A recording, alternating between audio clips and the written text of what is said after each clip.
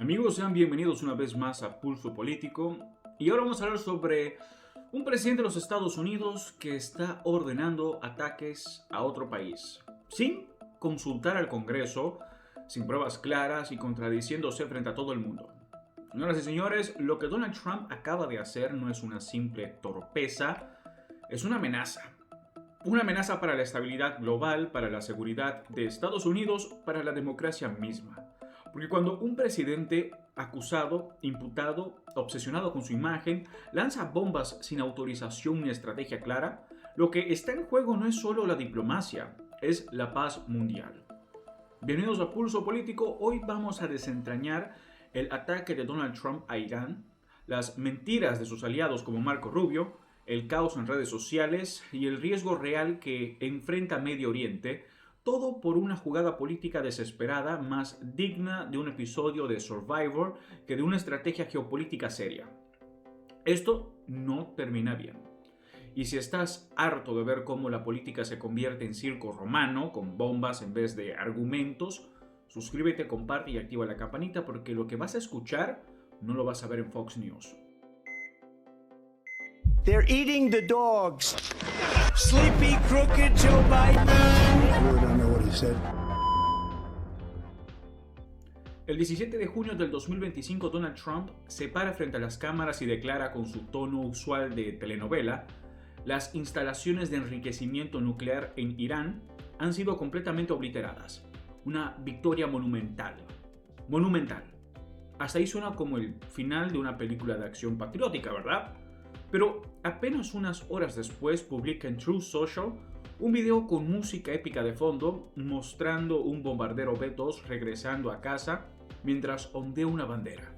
El texto sobre el video: misión cumplida, #monumental. ¿Nos recuerda a alguien? Sí, a George W. Bush en el 2003 con su famoso Mission Accomplished en Irak. Spoiler, esa guerra duró más de una década. Ahora bien, ¿qué significa exactamente monumental? ¿Qué lograron? ¿Dónde están las pruebas de éxito? ¿Qué fue destruido exactamente? Porque ni el Pentágono, ni los servicios de inteligencia, ni los aliados en la región han confirmado nada. Y cuando la Casa Blanca fue consultada, un vocero dijo: estamos evaluando los resultados sobre el terreno. O sea, lanzaron un ataque, mataron gente, violaron el derecho internacional y recién después están viendo si sirvió de algo. Así se gobierna en la era de Trump. Primero bombardeas, después chequeas el mapa. La verdad es que la palabra monumental no significa nada, es puro humo, como su Bigly, solo que esta vez con misiles. Marco Rubio apareció en Fox News con cara de preocupación fingida y con voz grave lanzó: ¿por qué Irán entierra sus instalaciones a 300 pies bajo tierra? ¿Por qué enriquecen uranio al 60%? Obvio que están construyendo una bomba. Parecía que estaba revelando secretos de Estado, pero en realidad estaba haciendo lo que mejor sabe hacer: propaganda barata. Porque esos datos no vienen de informes clasificados, vienen de especulaciones sin pruebas. ¿Y qué dijo el senador demócrata Mark Kelly? Que si forma parte del comité de inteligencia, no había una amenaza inminente, no había evidencia de que Irán esté a punto de construir una bomba nuclear. O sea, lanzaron una operación militar sin justificación legal y peor, sin respaldo de los servicios de inteligencia. El New York Times y Reuters reportaron que ni Donald Trump sabe si destruyó algo útil. Al parecer, el blanco principal estaba vacío, había sido evacuado hace semanas. Resultado: explosiones espectaculares, pero cero impacto estratégico. Es como si hubieran bombardeado un estacionamiento pensando que era una base secreta con gráficos en 3D y todo. Donald Trump, en su estilo característico, se contradice en tiempo récord. El día 1, la misión fue un éxito rotundo. Día 2, Irán debe caer, el régimen está colapsando. Día 3, nosotros no buscamos guerra. Día 4, silencio total. Día 5, vuelve a hablar de ataques quirúrgicos con videos reciclados. Y mientras tanto, las tropas en Medio Oriente no saben qué esperar. Según el senador Kelly, este tipo de improvisación aumenta el peligro para los más de 40,000 soldados estadounidenses desplegados en al menos 6 países de la región. Y no es solo eso. eleva el riesgo de ataques terroristas contra civiles estadounidenses, porque si algo sabemos de Medio Oriente es que los vacíos de poder no duran mucho y los grupos radicales siempre aprovechan. ¿Y todo por qué? Porque Donald Trump le encanta la narrativa de macho fuerte, del líder implacable, pero al mismo tiempo quiere venderse como el presidente de la paz. Una contradicción de manual. Y ya hay reportes de que bases americanas en la región ya han empezado a ser atacadas. Y aquí viene lo inesperado. Su propia base MAGA está empezando a dudar. ¿Recuerdas cuando Donald Trump prometía no más guerras del establishment? Cuando se burlaba de Hillary por apoyar Irak y Afganistán. Las guerras, claro. Pues bien, ahora es exactamente lo mismo que criticaba y sus seguidores más fanáticos se lo están diciendo en la cara. Influencers como Cat Turk, Elijah Schaffer o Alex Jones han empezado a deslizar críticas. Esto no fue defensa, fue provocación. ¿Por qué estamos bombardeando países mientras hay crisis internas? Y mientras tanto, el vicepresidente J.D. Vance, Tom Cotton o Marco Rubio repiten como loros. Todo salió perfecto, pero cada nuevo post de Donald Trump lo desmiente. Estamos ante un desorden comunicacional tan grande que parece que la campaña, el Pentágono y el presidente ni siquiera se hablan entre sí. Y eso en tiempo de guerra es suicidio. Pero vamos al núcleo del escándalo. Donald Trump violó la Constitución. El artículo 1, sección 8, cláusula 11, establece que solo el Congreso puede declarar la guerra. El presidente solo puede actuar si hay una amenaza inminente. Y como dejó claro el Comité de Inteligencia, esa amenaza no existía. No había bases legales ni evidencia en autorización del Congreso. Donald Trump actuó por impulso o por estrategia. ¿Y cuál fue el pretexto legal? El mismo de siempre, la autorización de uso de la fuerza militar. Del 2001, la que se firmó después del 11 de septiembre. Es decir, un permiso para atacar a Al-Qaeda usado ahora para atacar a Irán, 24 años después. Un uso retorcido de la ley, una burla al Congreso y un precedente muy peligroso. Esto no fue un logro militar, fue un truco electoral, una cortina de humo para tapar sus juicios, sus derrotas judiciales, su caída en las encuestas y su incapacidad para articular una visión de política exterior. Donald Trump no busca seguridad, busca espectáculo y lo consiguió, pero ¿a qué costo? Las relaciones con Europa están tensas. Irán ha prometido represalias. Irak denunció una violación de soberanía y los grupos terroristas han vuelto a amenazar embajadas. ¿Todo por una jugada de campaña? Y aquí la pregunta inevitable, ¿cuántas veces más necesita equivocarse Donald Trump para que el país entero lo vea? Porque ya no se trata de si grita, tuitea o vende NFTs, se trata que ahora lanza misiles. Bueno, pasemos de página, pero sigamos en este libro. Trump, con apenas unos 2 meses de regreso a la Casa Blanca, tras unas elecciones marcadas por acusaciones de fraude, votación anticipada récord y caos judicial, y sin embargo ahí estaba dando la orden para un ataque aéreo masivo contra objetivos estratégicos iraníes. El blanco, instalaciones nucleares supuestamente activas. La operación involucró bombarderos B-2 Spirit, aviones F-22, drones de vigilancia e incluso rumores de cooperación israelí encubierta. Despegaron desde bases en Missouri, Texas e incluso Diego García. El armamento, bombas GBU-57AB, Massive Ordnance Penetrator, diseñadas para destruir búnkers subterráneos. Fueron lanzadas sobre instalaciones en Natanz, Fordow y una tercera ubicación clasificada, que ya se reveló el nombre. El resultado inmediato, apagones en varias regiones de Irán, el colapso de Internet, caos en el Golfo Pérsico, ninguna baja estadounidense, pero eso no significa que fue un éxito diplomático. El vicepresidente intentó calmar las aguas.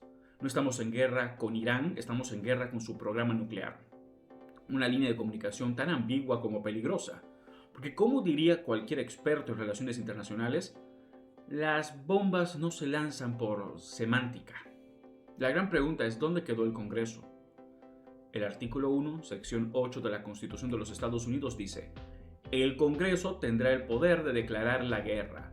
Y sin embargo, este caso, no hubo debate legislativo, no hubo resolución conjunta, ni siquiera hubo notificación formal previa al liderazgo bipartidista. Solo algunos senadores republicanos, como Josh Hawley y el vicepresidente J.D. Vance, fueron avisados y a puerta cerrada. Adam Schiff fue directo. Esto no fue constitucional, no fue legal y debió ser consultado con el Congreso. Alexandria Ocasio-Cortez fue más contundente. Esto es motivo de juicio político, punto. Y no está sola. Elizabeth Warren, Bernie Sanders, incluso el senador republicano Rand Paul expresaron su rechazo. Rand de hecho dijo, hemos vuelto a la doctrina del emperador con bombas. Y esa es la cuestión clave. Estamos permitiendo que el presidente se salte la separación de poderes otra vez. ¿Qué justificación dio la Casa Blanca? Inteligencia clasificada sugiere una amenaza inminente. Pero cuando los periodistas presionaron al secretario de Defensa, este dijo, el presidente revisó todo el material necesario, él tomó una decisión informada. Eso no suena como un informe de 80 páginas con anexos satelitales y firmas de agencias. Eso suena como un memo de 2 párrafos y una conversación en Mar-a-Lago entre golf y golf. Lo más extraño es que el ministro de Defensa de Israel dijo, no vemos un incremento inminente en la amenaza nuclear iraní, de hecho nuestros ataques ya han retrasado el programa. Entonces, si no había amenaza inminente, ¿qué motivó a Donald Trump? ¿Distraer de la recesión económica, subir en las encuestas o simplemente demostrar poder antes del discurso del Estado de la Unión? Tucker Carlson, sí, Tucker, dijo en su programa, esto podría hacer que Irán rompa definitivamente con Occidente y acelere su carrera nuclear. Y Alex Jones, repito, Alex Jones, advirtió que esto podía provocar un ataque de represalia a nivel continental. Irán expulsó a los inspectores de la ONU, suspendió su cooperación con el OIEA, el petróleo se disparó a $140 el barril, Arabia Saudita movilizó tropas en su frontera oriental, Rusia y China aprovecharon para condenar la agresión occidental y reforzar lazos con Teherán. Y mientras tanto Estados Unidos quedó aislado, con aliados como Alemania y Canadá llamando el ataque injustificado y desestabilizador. Flashback al 2002, el entonces secretario de Estado Colin Powell mostró ante la ONU un vial blanco y dijo, esto podría ser Anthrax. Era falso. Pero bastó para justificar una guerra que mató a más de 4.000 soldados estadounidenses y cientos de miles de civiles iraquíes. Ahora en el 2025, otro presidente republicano, otra supuesta amenaza inminente, otra operación unilateral y otra vez sin pruebas sólidas. El senador Tim Kaine lo resumió así, esto es Irak 2.0, solo que esta vez lo sabíamos. No hay excusa. En vez de unir al país, Donald Trump dividió incluso más. Mientras Fox News lo llamaba acto de fuerza decisiva, MSNBC lo tachaba de aventura peligrosa. No hubo consenso, no hubo voto del Congreso, no hubo respaldo popular claro, y eso significa una cosa, una guerra sin base legal ni apoyo mayoritario es ilegítima, pero también es peligrosa, porque Irán podría responder, sí, pero también podría responder Hezbollah, o grupos pro-iraníes en Siria, Irak o Líbano. Y si un soldado estadounidense muere, ¿quién asume la responsabilidad? Donald Trump cruzó una línea roja. No solo en términos militares, sino en términos legales, éticos y democráticos. Ignoró la Constitución, evadió la rendición de cuentas, comprometió la seguridad global y abrió la puerta a algo muy peligroso. Que un solo hombre desde su escritorio pueda arrastrar al país entero a una guerra sin preguntar. Ok, hablemos de otra cosa. Donald Trump ha construido su imagen sobre la ilusión de la invulnerabilidad. Pero hoy sus propias cifras están derrumbando ese espejismo. En junio de este año, 2025, Fox News, Fox News, publicó una encuesta devastadora para su imagen.